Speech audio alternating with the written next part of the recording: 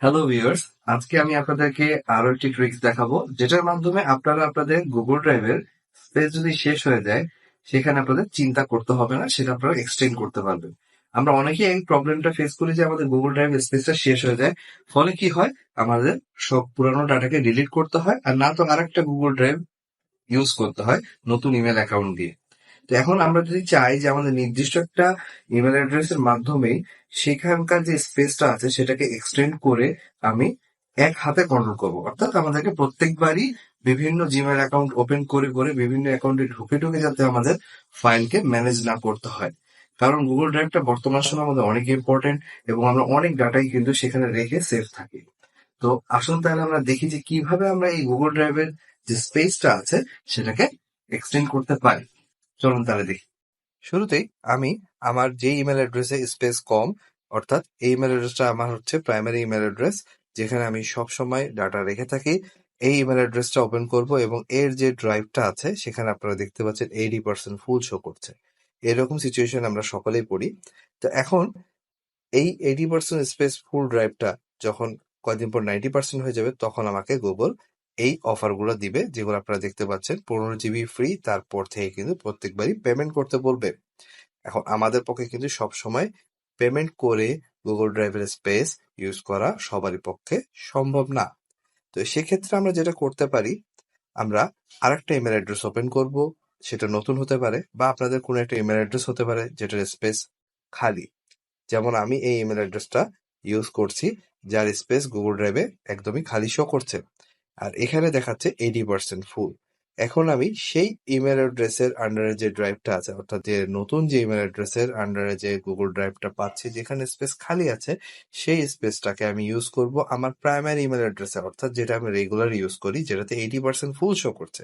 আপনারা এখানে দেখতে পাচ্ছেন এখানে কিন্তু একদম শো করছে খালি। সো এখানকার স্পেসটা আমি যেন আমার প্রাইমারি ইমেল অ্যাড্রেস ইউজ করতে পারি। সো আমি এখানে একটা ফোল্ডার ক্রিয়েট করব।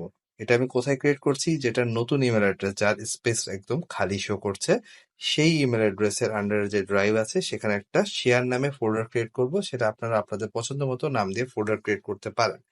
ফোল্ডারটা ক্রিয়েট হয়ে যাওয়ার পর আপনারা এই ফোল্ডারটাকে শেয়ার করবেন। কিভাবে? ফোল্ডারটা সিলেক্ট করার পর তার পাশে 3টা ডট মার্ক দেখতে পাচ্ছেন, সেই ডট মার্কে ক্লিক করুন। ক্লিক করলে এখানে বেশ কিছু অপশন চলে আসবে এবং এর মধ্যে আমরা পেয়ে যাব শেয়ার। শেয়ারে ক্লিক করব। শেয়ারে ক্লিক করার পর আমাদের সামনে অপশন আসবে এভাবে যে আমি কোন ইমেল অ্যাড্রেসে এই ফাইলটা শেয়ার করতে চাচ্ছি। তো আমি যেটা করব, আমাদের যেই ইমেল অ্যাড্রেসটা আমরা ইউজ করতে চাচ্ছি, যেমন আমি আমার প্রাইমারি ইমেল অ্যাড্রেস যেটা যেটা আমি সবসময় ইউজ করি, সেই ইমেল অ্যাড্রেসটা দিয়ে দিলাম এবং এই ইমেল অ্যাড্রেসটা দিয়ে আমি এই ইমেলে ফাইলটাকে শেয়ার করে দিলাম। শেয়ার করে দেওয়ার সাথে সাথেই কিন্তু আমার কাছে ইমেল চলে আসবে। তার আগে আমরা খেয়াল করব আমরা যেন এডিট অপশনটা সিলেক্ট করে দিই, অর্থাৎ আমি যেন সব অ্যাক্সেস পাই। তো আমি এডিট অপশনটা সিলেক্ট রাখবো। এরপরে আমি সেন্ড বাটনে প্রেস করব। সেন্ড বাটনে প্রেস করার পর আমার কাছে কিন্তু ইমেল চলে আসবে, অর্থাৎ আমার যে প্রাইমারি ইমেল সেই ইমেলে ইমেলটা চলে যাবে যে এই শেয়ার নামে ফোল্ডারটা শেয়ার করা হলো। এখন আমি আমার প্রাইমারি ইমেল অ্যাড্রেসটা ওপেন করলেই পেয়ে যাব আমার শেয়ার করা ফাইলের ইমেল, অর্থাৎ আমি আমার নতুন ইমেল অ্যাড্রেস থেকে যে ফাইলটা শেয়ার করেছি সেটার ইমেল নোটিফিকেশন আমার প্রাইমারি ইমেল অ্যাড্রেসে চলে এসেছে। এখন যেটা আমি করব, ওপেন ফাইলে ক্লিক করব। ক্লিক করার সাথে সাথেই আমার প্রাইমারি ইমেলের ড্রাইভটা ওপেন হয়ে যাবে। এখন আমি ক্লিক করলাম, আপনারা দেখতে পাবেন আমার প্রাইমারি ইমেল অ্যাড্রেসের যে ড্রাইভটা আছে সেটাই ওপেন হয়েছে। এখানে আপনারা দেখতে পাচ্ছেন 80% ফুল কিন্তু স্পেস শো করছে। এখন শেয়ার উইথ মি নামে একটা বাটন পাবেন আপনারা। এখানে দেখতে পাচ্ছেন শেয়ার উইথ মি। এখানে আমরা যখন ক্লিক করবেন তখন এখানে আমার নতুন যে ড্রাইভ আছে সেখানে যে শেয়ার ফোল্ডারটা আমি ক্রিয়েট করেছিলাম সেটা কিন্তু এখানে শো করছে। এর মানে আমার নতুন ইমেল অ্যাড্রেসে যে ড্রাইভ আছে সেই ড্রাইভের যে স্পেস আছে সেই স্পেস থেকে কিন্তু এই শেয়ার ফোল্ডারটা সেখানে শো করছে। আমি যাই রাখবো না কেন এই ফোল্ডারে, সেটা কিন্তু আমার 80% ইউজ হওয়া যে ড্রাইভটা আছে সেখান থেকে সে স্পেস ইউজ করবে না, সেটা ইউজ করবে সে নতুন যে ইমেল অ্যাড্রেস আছে সেই ড্রাইভের স্পেস থেকে সে ব্যবহার করবে।